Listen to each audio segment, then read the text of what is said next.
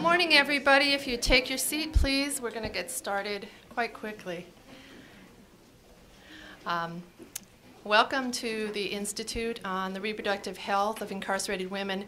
We are going to actually begin with our keynote speaker, who has a meeting with the governor, it turns out, in a few minutes. So what we're going to do is we're going to do housekeeping after we've heard from our first speaker. Our first speaker is the Minnesota Commissioner of Health, Dr. Edward Ehlinger, and he has for decades been an educator, a scientist, a healthcare provider, a healthcare administrator in the state of Minnesota. We invited him here because of what he's taught us over decades of service in Minnesota, that the best way to do policies and programs is to listen to the people who are being served by them. I do want to, before Dr. Ehlinger makes his remarks, we planned on giving him a much better introduction than this, but we want to speed it up. I want to remind you that Dr. Ehlinger is a wonderful educator and writer about public health. So he's got a great blog, and I want to tell you about it. Google Minnesota Department of Health and Edward Ehlinger, and you will find his bio page and his blog. He's got a great piece on Ebola that he just posted about a week and a half ago. It's creative, it's educational, it's beautiful to read. So with that sort of flimsy introduction to the Minnesota Commissioner of Health, Dr. Edward Ehlinger, let's welcome him here.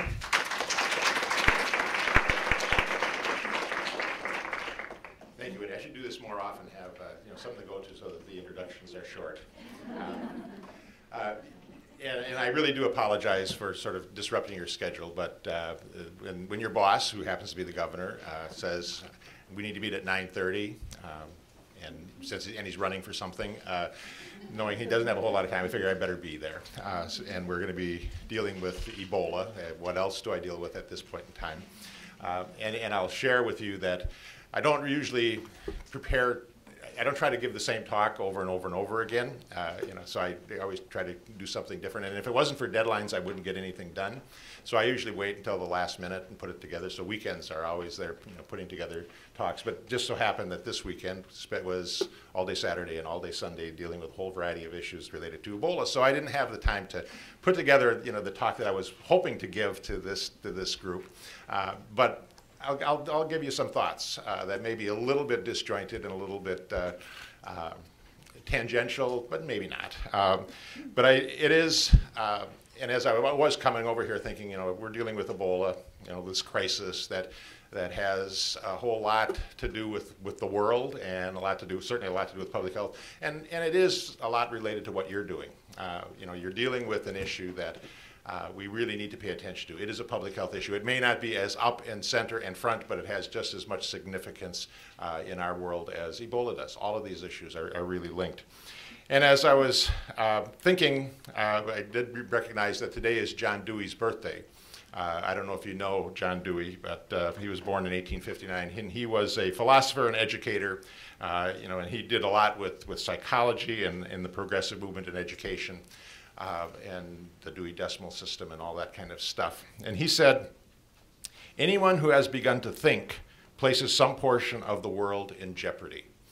Anyone who has begun to think places some portion of the world in jeopardy. And I think that's a challenge to us as we think about Ebola. As we start to think, it makes all of the rest of the developed world uncomfortable and puts our security in jeopardy, and so that we really have to think more globally. I think the same thing with what you're doing.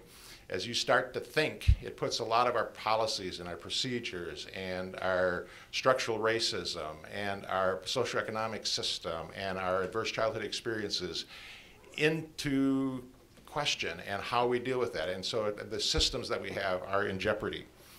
And Dewey also said, for every great advance has issued from a new audacity of the imagination. Every great advance has issued from a new audacity of the imagination. And that is what I hope you guys are going to be doing today, is using your imagination in an audacious way, the audacity to think about what can we do for this group of individuals who's really isolated, who has really been stigmatized, who is really outside of the mainstream. What can we do? What can we use our imagination to do to really help this population, which is so crucial to all of what we're doing in a whole variety of ways?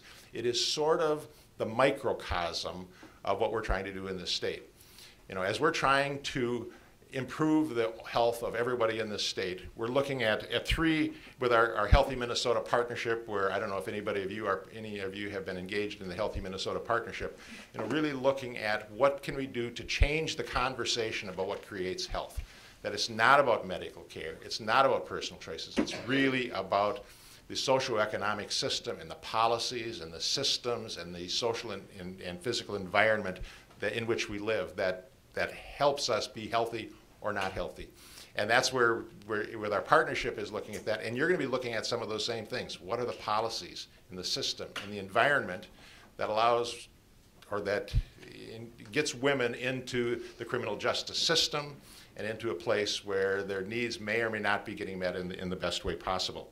And as we put together our Healthy Minnesota Partnership, we've had three major foci, sort of the themes. And the themes are capitalize on the opportunity to influence health in early childhood. It's that early childhood piece. Being a pediatrician, being an MCH person, that is really where it all starts. Women's health, children's health, if we get those right, we will really have a much healthier society. So capitalize on the opportunity to influence health in early childhood is certainly one of those three themes that we've got. Secondly, in the middle of our three themes is strengthen communities to create their own healthy futures. What do we need to do as a community to really create the conditions in which people can be healthy at the local and at the state and the national level, and really empowering those communities? And certainly the third theme, if we're going to really be a healthy state, is assure that the opportunity to be healthy is available everywhere for everyone. And you're dealing with all three of those issues here. Certainly that theme about capitalize on early influence, early childhood. You're looking at kids. You know, well, we have 10 to 15,000 children who has a parent who's incarcerated.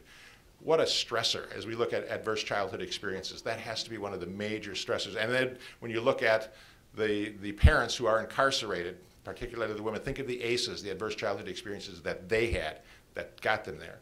And certainly when Rebecca and I were doing with the Muppets, and the grandmother was there with her grandson, I think it was, and she was there because her daughter was in prison, and the grandmother had been in prison, and you think, what a challenge for that little one who was in the arms.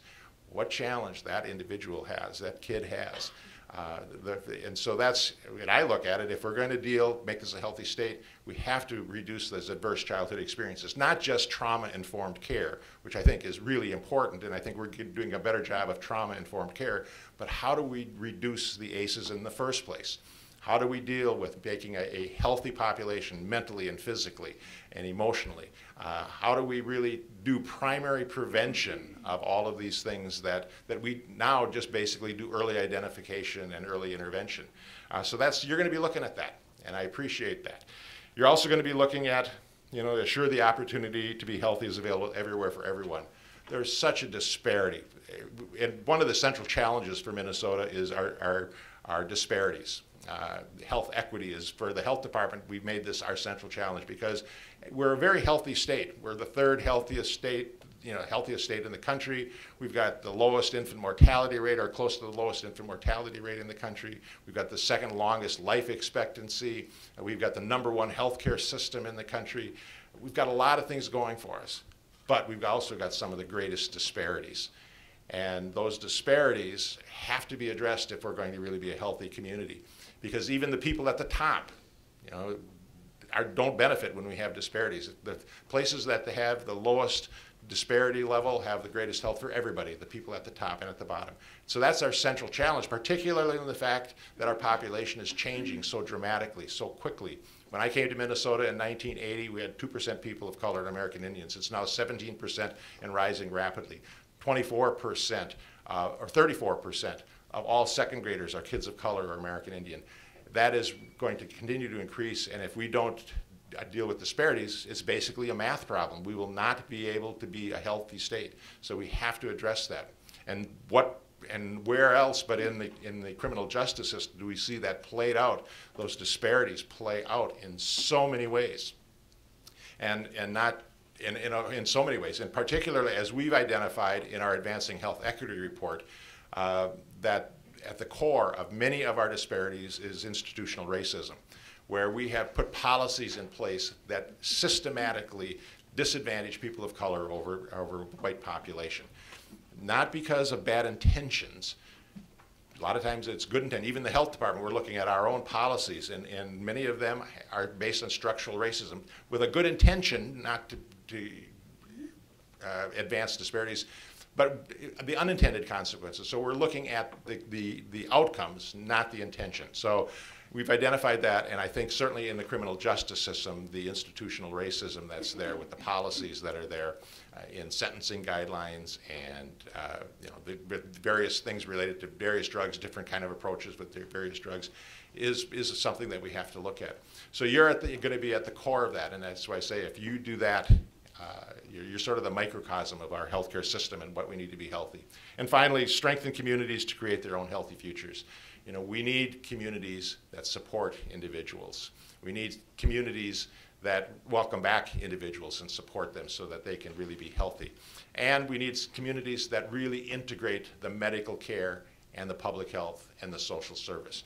We're finding out that, as I said, health is not about medical care and about personal choices. It is about community. And we really need to integrate all of those things. We need a health in all policies. We need a health in the corrections system. The policies within corrections are really its public health policy.